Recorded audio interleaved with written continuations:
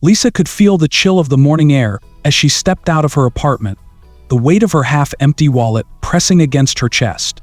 Her job as a part-time waitress wasn't enough to cover rent and the bills she had pushed to the back of her mind.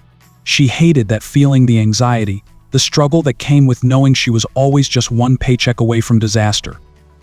But today she was determined to push that aside. She needed a break, a small moment of peace. It was something she hadn't had in a while. She had an idea.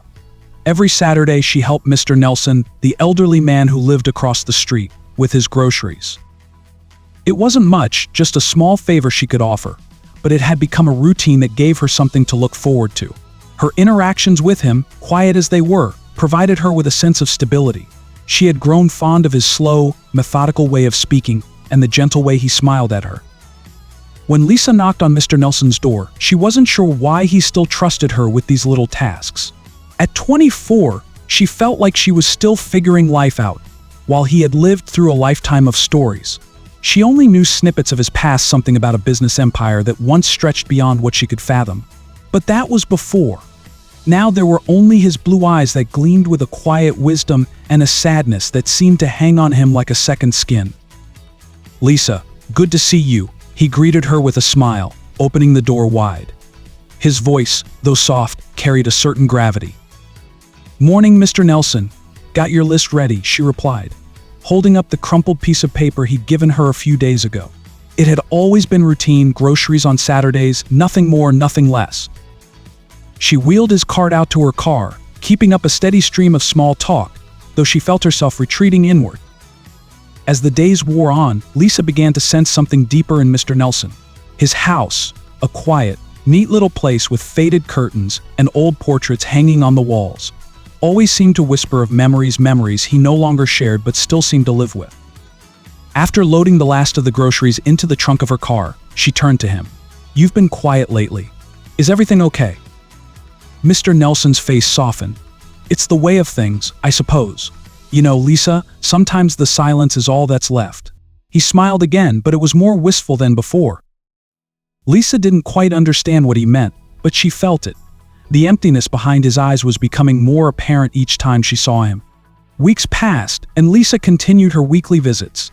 Each time, the bond between her and Mr. Nelson grew, built on simple acts of kindness and the occasional shared moment of laughter. His loneliness had seeped into her heart, though she never said anything. She had her own struggles, her debts, the uncertainty of her future, and the loneliness that came with being stuck in the daily grind, but helping Mr. Nelson gave her a reprieve. One rainy Saturday, as Lisa helped him bring in the groceries, Mr. Nelson stopped, looking at her with an odd intensity. "You know, I once had a life that seemed full of promise. I built a fortune, Lisa. A fortune that could have bought everything I ever wanted, everything except time." Lisa set the bags down on the kitchen table and paused. She knew Mr. Nelson had a past, but he rarely spoke about it, keeping most of his history locked away like a box in the attic. "Time?" she asked, curious. He nodded slowly, his gaze turning inward. "My wife, Eleanor, she was the love of my life. We had dreams, big ones. The kind of dreams you think you'll live forever to see fulfilled." His voice cracked ever so slightly and he cleared his throat, but time ran out for her. "She fell ill before we could enjoy what we'd worked so hard for. I had all that money, Lisa, but it couldn't stop the clock from ticking down." Lisa's heart ached for him. She'd seen the photos of Eleanor. She had the same warm, welcoming eyes as Mr. Nelson, her smile like sunlight breaking through a storm. But it was the look in Mr. Nelson's eyes that conveyed the weight of his loss. It was like a shadow had settled in his soul and had never truly lifted. "I'm sorry," she said softly, not sure what else to say. His lips curved into a small smile. "It's been many years, child, but the grief doesn't disappear. It just changes shape. I'm just glad you're here. Your kindness, it reminds me of the life I once had, of the love Eleanor gave me." Lisa didn't know how to respond. She felt a lump form in her throat, her own struggles suddenly feeling small in comparison. Yet she also felt a strange sense of pride for the role she had played in Mr. Nelson's life, however small. "I'm just glad I can help," she said, and meant it. He smiled again, this time more warmly. "You've done more than help, Lisa. You've been a light in a very dark place. And for that, I'll always be grateful." A few weeks later, after helping Mr. Nelson with his groceries and sitting with him for a cup of tea, Lisa was about to leave when he handed her an envelope. It was thick, heavy with something more than paper, and sealed with the old-fashioned wax stamp she had noticed on many of his personal letters. "Mr. Nelson, what's this?" she asked, her fingers brushing over the seal. He looked at her with a serious expression, his eyes filled with a mixture of gratitude and something else, something almost imperceptible. "It's for you, Lisa. I've been thinking long and hard about this. The world owes you nothing, but I believe that life, in its own way, gives us chances to make a difference. You've made one in mine. Now, I want to make one in yours." Lisa hesitated, sensing the gravity of the moment. "What do you mean?" "Open it," he urged gently, his voice thick with emotion. She carefully peeled away the wax seal and unfolded the envelope, revealing a letter inside. It was written in elegant script, Mr. Nelson's familiar handwriting flowing across the page. The letter read, "Dear Lisa, you have shown me the greatest gift, a reminder of the beauty of human connection. In a world that often feels too fast, too distant, your presence has been a balm to my weary heart. When I first met you, I had no idea that I would come to rely on your kindness. You've given me more than I could ever express with words. I've often wished I could pass on some of the wisdom I've gained in my life, and now I can. Enclosed is something that may help you find the peace you deserve, something Eleanor and I always dreamed of having but never could. I hope it brings you both the peace of mind and the hope for the future you need. Attached is a check. Don't worry about the amount. It's enough to change things for you, I hope. But more importantly, I am gifting you something far greater than money. I am giving you a small cottage in the countryside, one that Eleanor and I once dreamed of making our home.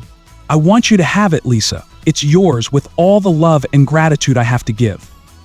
May it be a place of solace, of growth, and of beginnings. You've given me that in your friendship, and now it's my turn to give back. With all my thanks. Mr. Nelson." Lisa's hands trembled as she read the letter twice, then a third time. The words were both overwhelming and surreal. A cottage. She had never imagined anything like this. Certainly not from Mr. Nelson, who had seemed so content with his quiet, modest life. She looked up at him, her heart swelling with an odd mixture of disbelief and gratitude. "Mr. Nelson, I don't know what to say." He smiled softly, a glimmer of pride in his eyes. "You don't need to say anything, Lisa. Just live. Live in a way that makes you happy. That's all I ask." She folded the letter carefully, feeling a warmth spread through her chest. It was more than she could have ever asked for his trust, his generosity. It was a gift of freedom, something she had never imagined she would receive, let alone from someone like him. "Thank you," she whispered, though the words felt inadequate. The following weeks passed in a blur of logistics, organizing the cottage, settling her affairs in the city, and making the decision that had become increasingly clear. She needed to go.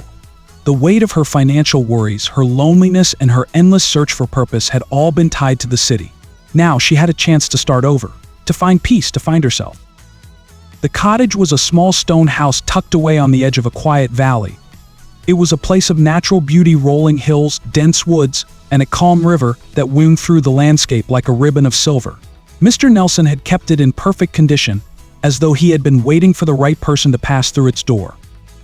Lisa settled in quickly, finding solace in the routine of early mornings spent painting in the garden, afternoons lost in books or walks along the river, and evenings by the fireplace, where the quiet crackling of the wood seemed to echo her thoughts. It was a sanctuary, a haven from the chaos of her former life. Each day she grew more connected to the land, to the rhythms of nature, and to herself. For the first time in years, Lisa felt truly present. Her worries about money and survival seemed distant, replaced by a deeper sense of peace that settled in her bones. One evening, as the golden light of sunset bathed the cottage, Lisa stood on the porch, gazing out at the fields stretching endlessly before her. Her mind wandered back to Mr. Nelson, to his kindness, and to the lessons he had imparted without ever fully saying them aloud. He had spoken of time, of how it could not be bought, nor could it be controlled. It was a fleeting thing. The way he had lived his life, and the way he had loved Eleanor, was a testament to the importance of cherishing every moment, every connection. Lisa understood now what he had meant. Time was precious, and she had been given a second chance at it.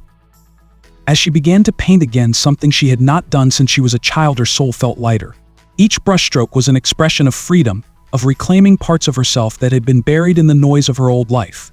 The paintings were full of life, rolling hills, soft skies, trees reaching out to the heavens. They were her way of processing, of healing. One afternoon, a month after moving in, Lisa received a letter from the estate. It was formal and crisp, not at all like the handwritten note Mr. Nelson had left her. The letter explained that Mr. Nelson had passed away shortly after their last meeting. He had been quietly ill, something he had kept to himself, and it seemed that his passing had been as peaceful as he had lived.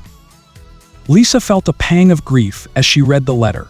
She had lost someone who had shown her an unexpected kindness, a generosity that had altered the course of her life. She had hoped, in some part of her heart, that he would be able to see her find her way to this place of peace. But as she stood in the garden that day, surrounded by the beauty he had gifted her, she realized that in a way he had. He had given her a gift more precious than money, a chance to live without the chains of worry, to make a life filled with meaning, to find joy in the simplest moments. Lisa sat by the window that night, looking out at the soft, silvery moonlight that bathed the landscape in a quiet glow. She thought of Mr. Nelson and Eleanor, their love, their dreams. She thought of all they had lost, but more than that, she thought of what they had given her. She smiled softly to herself, her heart full. She had her own future now, one that was hers to shape, and it was full of hope. Lisa stood by the window, watching as the sun dipped below the horizon, casting the sky in hues of deep purple and orange. The cottage, her sanctuary, was not just a home but a symbol of her rebirth. She had come to understand something she had never known before, that the things that truly mattered weren't the material possessions or the wealth she once thought she needed. It was the connections, the love, and the moments of peace that made life meaningful. She had been given a gift, an opportunity to live differently, to embrace the future, and to create a life not dictated by financial struggle or fear. The world could be harsh, but as Mr. Nelson had taught her, even in the face of loss and hardship, there was always room for redemption, always room for love, for healing, for hope. So if you love this story, be sure to subscribe, hit the bell, and comment below. Your interaction helps us grow.